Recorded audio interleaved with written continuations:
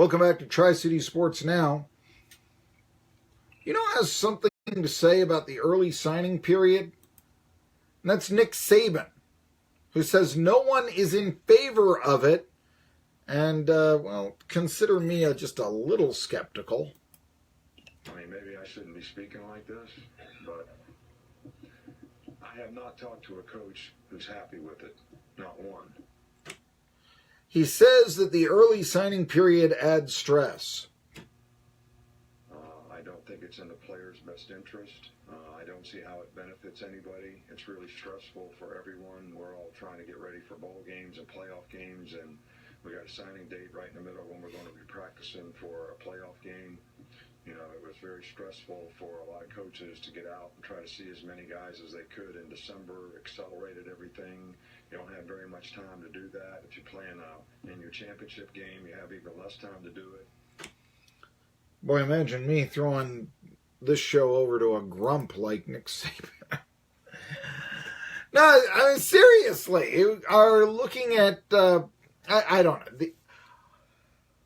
What I'm looking at here with Nick Saban is I do see this is old school coach. Remember Carl Torbush would always talk about, geez, I don't like, this early signing period. I don't necessarily understand it and all that. He's got a point on that. He's got to sign people while he's preparing for a playoff game. Then again, I mean, he's got a month to prepare for this playoff game. I think he can make a few phone calls during that period of time. And, I mean, you've got a recruiting coordinator. He's not going in there watching film of Clemson and say, see that? See his tendencies? You can take advantage of his footwork right there. He's not doing that. Can overload in a month anyway. Again, you say you haven't talked to a coach who will not like the... Talk to Jeremy Pruitt. I'm serious. Talk to Jeremy Pruitt, Nick. Because I know that he's going to like that early signing period when he is going to be able to, in the next 6 weeks, start offering what's left over, starting positions on his team. And for that matter, absolutely ask an FCS coach, like a Randy Sanders or whoever. They will like that as well. I do think this will benefit a lot. I'm repeating myself, forgive me. But I think it will benefit a lot of the smaller programs that have been going on, or this early signing period. And it does benefit, I think, some of the players. I think it's okay, no more phone calls, no more, I'm going to focus. I've always said I wanted to go here. I made my decision 6 months ago. I wish I could have signed back then. I'm signing now. I guess that doesn't for you to change your mind at the last instant. Changing your mind at the last instant can often be just as bad as it can be beneficial. Tri-City Sports Now. I am Marky, Billson. I said I was going to talk a little bit more about recruiting and such. And you heard the grump there, Nick Saban. I actually think that's why Alabama isn't faring all that well, or as well as they have in past years, in the recruiting rankings. I mean, you do have old school coach, 65 years old or so, Nick Saban. And what is it? That's not what we used to do. I used to, focus on recruiting when the season was over. I mean, he's got his famous line about the national championship game took me away from recruiting, and how terrible that was. And you thought, does Nick Saban know what he's talking about? And I think that he's losing. We talk about Butch Jones losing the recruiting, battle, or I should say that losing the, not the recruiting battle, forgive me, Butch Jones losing the media game. I think Nick Saban telling us he doesn't know it's election day, saying, how dare you tell everyone how good my team is? That prevents me from coaching the team. He's got to lose the media game now. Lose the media game, you're probably going to lose recruits. And I think that's what's happening with Nick Saban. I think we may have seen the first chink in the armor of Alabama when Auburn beat them, and we may be seeing a little bit more. Anyway, yesterday, Tennessee did score 2 key commits.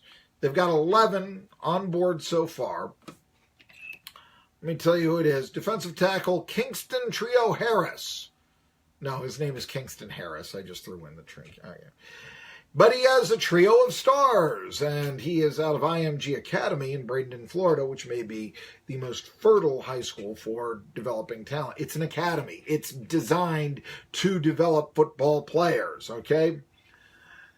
So, IMG, by the way, getting all over college athletics. That is a multinational corporation that's almost scary how big they are. Kingston Harris, he will come in to Tennessee. 3-star player? All right. He's a D lineman. Nice size.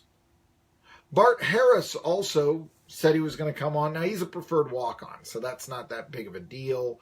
Bart Harris is a pro-style quarterback out of Belton, Missouri. That means that, in future years, the Vols have a third-string quarterback. Remember, who is the guy that was going to play if McBride and guy out of with Tech? I remember it was Drew Williams. I want to say the name. I remember, or Sam Washington, Drew Washington. I forget who the third-string quarterback was at the end for Tennessee when Dormady was out, and there was some talk. You remember that? That was actually the last press conference question that Butch Jones ever answered, was who the third quarterback was going to be. And it was a preferred walk-on. So, if guys drop like flies, maybe Bart Harris, he's from Missouri. He initially committed to Nebraska, but reopened his commitment following the firing of Mike Riley. On the other hand, hey, Baker Mayfield was a walk-on. Still, you got to figure, I'm sorry. I am not sold on the Tennessee quarterbacking situation going forward. Does Jarek Guarantano give you the same pleasant sense of optimism for the future that Josh Dobbs did? No. So Will McBride, really his play set you on fire? No. Could go back to Quentin Dormady, and I wouldn't mind if they did in 2018. I like the pro-style passer. But he did throw as many interceptions as he did touchdowns. Yeah. I think that this is a school, Tennessee, where a good quarterback can come in and play right away. But Martinez didn't think so. And, we'll just have to wait and see if something other than a preferred walk-on like Bart Harris will be part of the quarterback class of 2018 for the Vols. So the Volunteers pick up a couple. These aren't, like I said, big name commitments, though. That's the thing right there. Now, the recruiting method of Jeremy Pruitt, and we'll have to see what the recruiting method of Randy Sanders will be, but the recruiting method of Pruitt is, according to Caleb Calhoun, clearly different. Now, Pruitt, maybe it appears that what he will want to do is change the formations. Like the Vols to go to a pro-style offense, I think that will be beneficial. Yeah, I really do. That's what the pro-style offense. If you want to develop pro players, maybe you ought to develop a pro-style offense instead of saying, hey, Josh Dobbs, Missouri's defense stinks. Go run 70 yards against it. Let's also talk about the 3-4 defense. I say absolutely. You want to get those pass rushing ends, in my opinion, out there. Tennessee's leading sacker last year was Colton Jumper, middle linebacker. So you're going to look at different kind of players. And you're going to look at, for instance, Michael Penix, quarterback out of, that's why he decommitted, because he's a running quarterback. That might have worked if Butch Jones was still around, if Larry Scott was still around. Larry Scott was talking about running a wildcat that never came to fruition. Remember that? Touchdown club. Whatever happened to that? And I guess that's why he's not the coach anymore, huh? But yeah, and that doesn't really, I like going to the pro style offense. So that's one thing that Tennessee is going to do coming forth. And so they're looking at different players. Again, I do think that early signing period is going to help because now, like I said, there will be, hey, I have starting positions here for the players that otherwise were sort of leaning maybe to a place. Well, an early commit comes in, I can't start there. I mean, I had more competition. Oh, Tennessee's here. Oh, ETSU's here. I think it's going to be beneficial in the long run. Tri-City Sports. Now, speaking of Tennessee athletics, was there ever any less post-game mention of more pre-game hype and less post-game mention than Tennessee's loss to North Carolina? I mean, think about that for a second. I mean, that was a big buildup. People were talking about that for a week. I guess Randy Sanders pushed it off the sports page. One of the few times where ETSU is going to push Tennessee off the local sports page. Then again, why is that? After all, ETSU is the Tri-Cities team. Tennessee is Knoxville's team. Oh, they're the state school, Marky. I get that. But you think inward. Besides, this is the state of Franklin, right? Okay. Yeah. That's legit when you just said that I was living in the past. All right, let's see here. We're closing down the shop here on Tri-City Sports now. I want to tell everybody that we will be back tomorrow at noon. And of course, Colin Cowherd will be coming up after this. But I also want to point out that we will have high school basketball tonight for our audience in Irwin, as Unicoi County will travel to Cloudland. Those are two old time. I mean, those are two rivals going back a while. Cloudland, of course, the smaller of the schools. Unicoi County, they had a tough week. Lost Shane Williams to a knee injury. So we'll see what his status is. If you follow Unicoi County sports, you'll want to tune in. We also want to thank our sponsors of Tennessee Athletics. And then a quick final note on recruiting, Unicoi County Athletics. And they are Health and Home Care, Jones and Church Farms, Unicoi County Insurance Agency, Unicoi Gas Utility District, Farm Bureau Insurance, Irwin Paint and Body, Clinchfield Federal Credit Union Computer Guy, Relay for Life of Unicoi County, Dr. Jason Cunningham, who, by the way, sponsored the halftime show during football season, Irwin Utilities, Irwin Bonding, Unicoi County Memorial Hospital, Urgent Care of Irwin, Irwin Pets, and the Irwin Kentucky Fried Chicken, which is giving away $25 gift certificates during broadcasts of Unicoi County sports this year. Now, I do have one story, and this may actually help out not only Tennessee, but Ole Miss, and it shows you kind of the point of what I'm making about how the early signing period can be beneficial maybe to the little guy.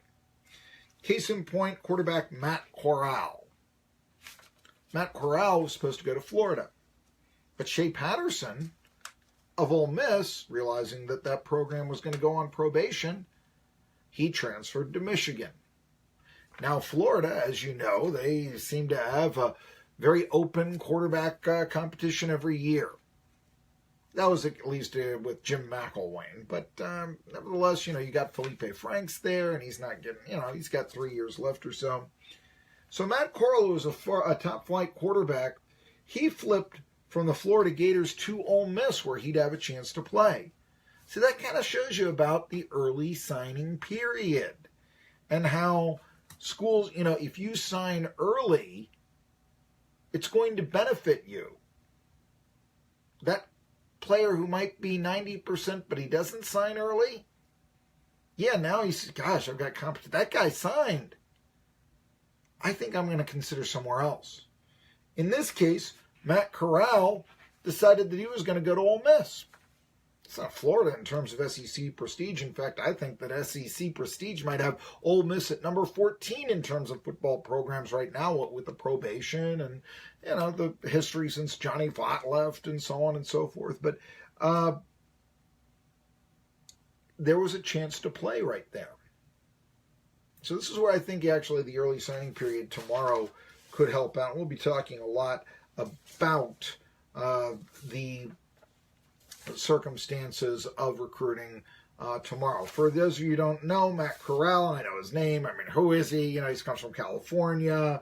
Let's see here. So, California quarterback. Okay, they produce a lot of players out there. But what do you got? Here's the thing about recruiting. I always say this. I covered it for a long time, but ultimately, you know what?